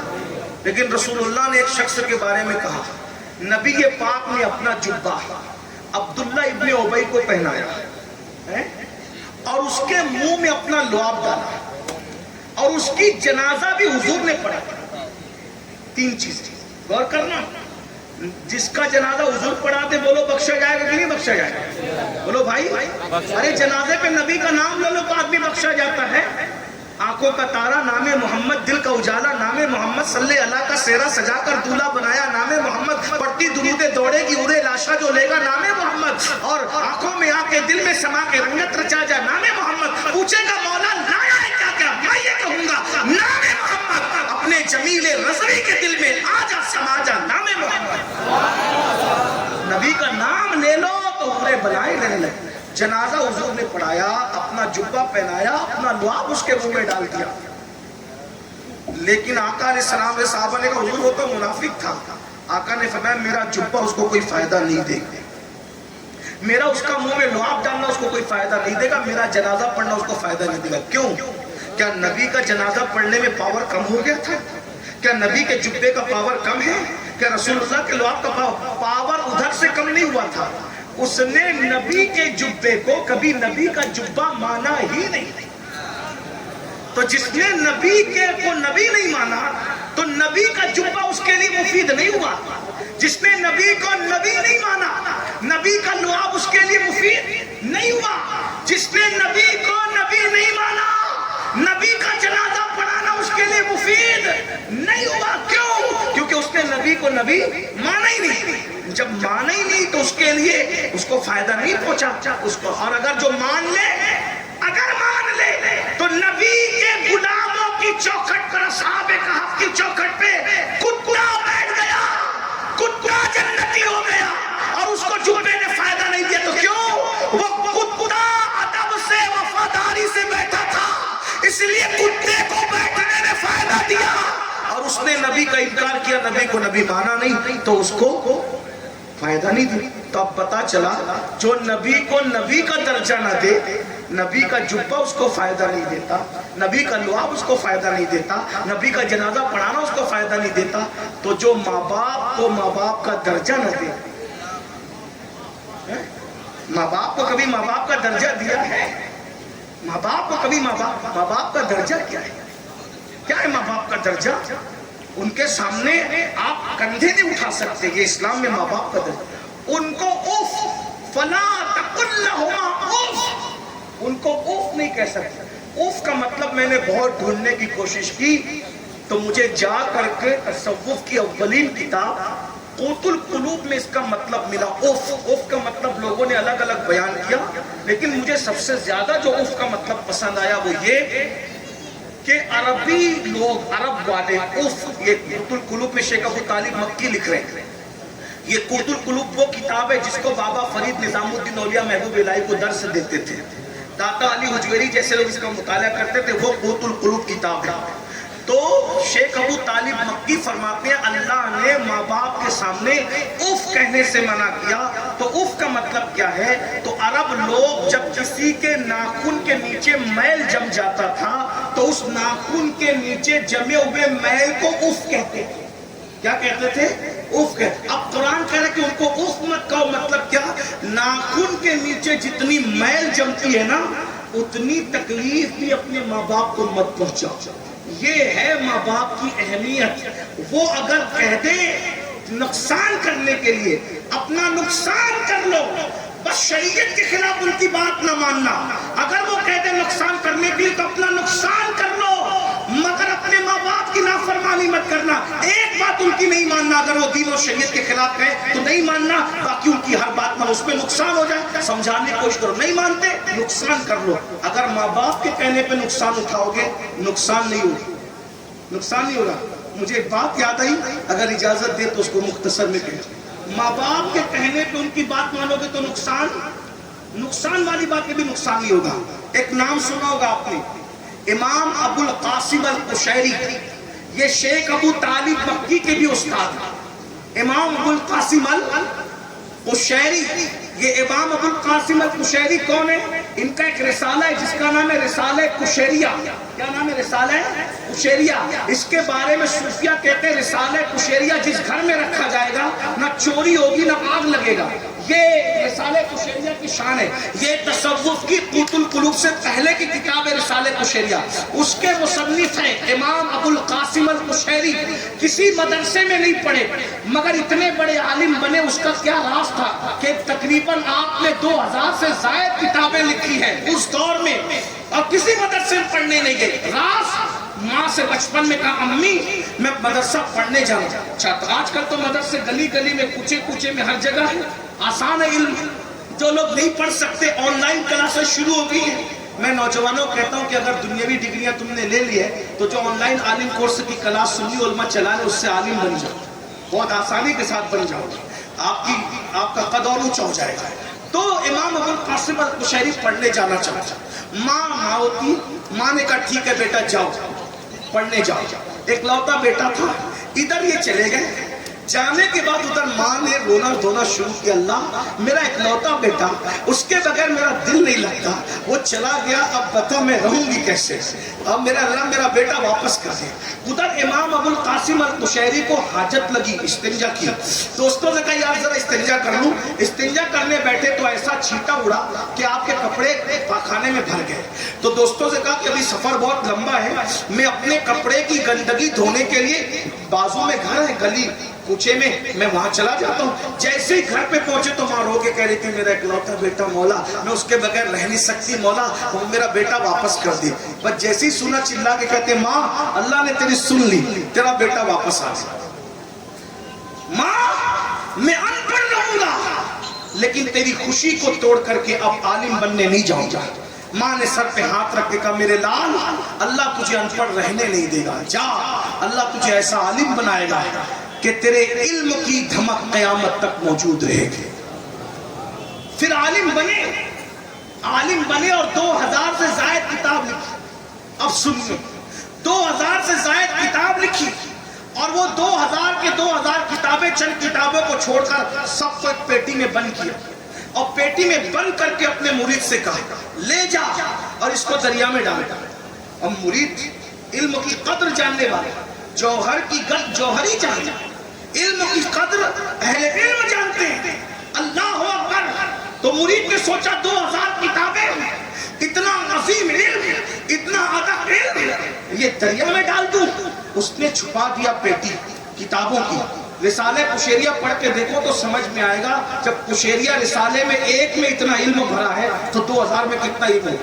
خواجہ بندہ نواز گیسو دراز جیسے لوگوں نے اس کی شرح لکھی، شیخ شہاب الدین عمر سہروردی جیسے لوگوں نے اس کی شرح لکھی. یہ رسالہ کشیریہ ہے. علم والے لوگ جانتے ہیں رسالہ کشیریہ کیا چیز ہے. تو جب اس میں اتنا علم ہے تو 2000 کتابوں میں کتنا علم ہوگا. تو مرید نے پیٹی چھپا دیا. آگے حضرت دریا میں ڈال دیا. امام کشیری نے کہا دریا میں ڈالا تو کیا دیکھا؟ کہا حضور کچھ بھی نہیں دیکھا، کچھ نہیں دیکھا. کہا تو جھوٹ بولتا ہے، تو نے پیٹی دریا میں نہیں ڈالی، جا دریا میں ڈال. وہ گیا پھر دریا میں ڈالنے کی کوشش کی. پھر دل نے کہا نہیں، پھر لے جا کے رکھ دیا. ڈالا ہے بیٹا دریا میں؟ جی حضور ڈال دیا دریا میں. کیا دیکھا؟ حضور کچھ نہیں دیکھا. جھوٹ بولتا ہے، تجھے کہہ رہا ہوں دریا میں ڈال، جا دریا میں ڈال. اب اس نے سوچا کہ یہ بار بار جان جاتے ہیں. پیٹی اٹھائی 2000 کتابوں کی دریا میں ڈال دیا. جیسے دریا میں ڈالا تو ایک ہاتھ اوپر ہوا. دریا میں سے ایک ہاتھ نکلا اور ہاتھ نکل کر اس نے پیٹی کو لیا اور پھر اس کو اندر کر لیا. تو اس وقت اس مرید نے کہا تجھے اللہ کی قسم دے کے کہتا ہوں بتا یہ ہاتھ کس کا ہاتھ ہے جس نے میرے مرشد کی کتابوں کو اپنے ہاتھ میں سنبھالا. تو آواز آئی یہ خضر کا ہاتھ ہے, یہ خضر کا ہاتھ ہے جس نے تیرے پیر کی کتابوں کو اپنے ہاتھ میں سنبھالا. کہا یہ کیوں ہاتھ میں سنبھالا؟ تو کہا تجھے نہیں پتا جب قیامت قریب آئے گی تو کتابیں سب ختم ہو جائے گی, ایک دور آئے گا سب مصنفوں کی لکھی ہوئی کتابیں ختم ہو جائے گی. اس وقت امت محمدیہ کو کتابوں کی جب ضرورت پڑے گی تو اس وقت دعا کی جائے گی اے اللہ امت محمدیہ کو اب کتابوں کی ضرورت ہے, یہ علم کہاں سے لائے؟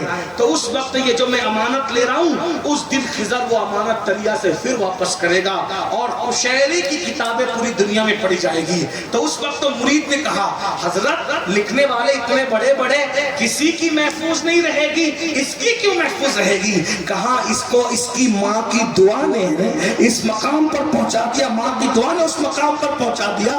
ماں کی خوشی کے لیے اس کی ان پڑھ رہنا گوارا کیا, اس لیے اللہ رب العزت کی بارگاہ میں اس کی ماں نے دعا کی کہ اللہ تجھے ان پڑھ رہنے نہیں دے گا, تجھے عالم بنائے گا اور تیرے علم کی دھمک قیامت تک رہے گی. یہ ماں کی دعا کی برکت ہے کہ کتاب لکھنے والوں کی کتابیں ختم ہو جائے گی. ماں کی دعا سے قشیری کی کتابیں قیامت کے قریب کے لوگوں کی رہنمائی کرے گی. یہ ماں باپ کا مقام ہے میرے بھائیوں. اللہ توفیق دے. استغفر اللہ ربی من کل ذنب واتوب الیہ. ابھی محفل ختم نہیں. اس طرح کی محفل کو سجانے کے لیے لاکھوں روپے خرچ کرنے پڑتے ہیں. ابھی سمنانی میاں بھی آ رہے ہیں, غلام نور مجسم بھائی بھی پڑھیں گے اور بھی لوگ پڑھیں گے. آپ اٹھ کے مت جائیے گا کیونکہ مجھے ظہر کی نماز کے بعد کل بنارس میں بیان کرنا ہے. کل میرا بیان ظہر میں بنارس ہے اور رات میں اکبر پور ہے, تو مجھے بنارس پہنچنا ہے. میں جاؤں گا, آپ میرے پیچھے مت آئیے گا. کون کون نہیں آئے گا ہاتھ اٹھا کے مجھے یقین دلائے گا. ایسے کرو گے میرے ساتھ؟ ہاتھ اٹھاؤ, سب اٹھاؤ, سب ہاتھ اٹھاؤ. بول وعدہ کرتے ہو اٹھاؤ بھائی, کوئی میرے پیچھے نہیں آئے گا نا, مجھے جانے دیں گے نا آپ انشاءاللہ. سب اٹھاؤ ہاتھ, سب اٹھاؤ. ایسے مت کرو. میری بات نہیں مانو گے تو لوگ کیا کہیں گے کہ ذکر اللہ صاحب کی بات مانی, وہ 2 لوگ چلے گئے خدمت کے لیے, میری نہیں مانی. ذکر اللہ صاحب فرما رہے تھے مفتی صاحب کہ دیکھو کیسی تقریر کا اثر ہوا, 2 لوگ خدمت میں جا رہے. میں دل میں سوچتا تھا یا اللہ پورا اثر مت ہونے دینا ورنہ صلاۃ السلام مجھے اکیلے کو پڑھنا پڑے گا. تمہارا بولو بھائی, ہاتھ اٹھا کے بولو کون میرے پیچھے نہیں آئے گا ابھی, مجھے جانے دیں گے نا آپ انشاءاللہ. السلام علیکم.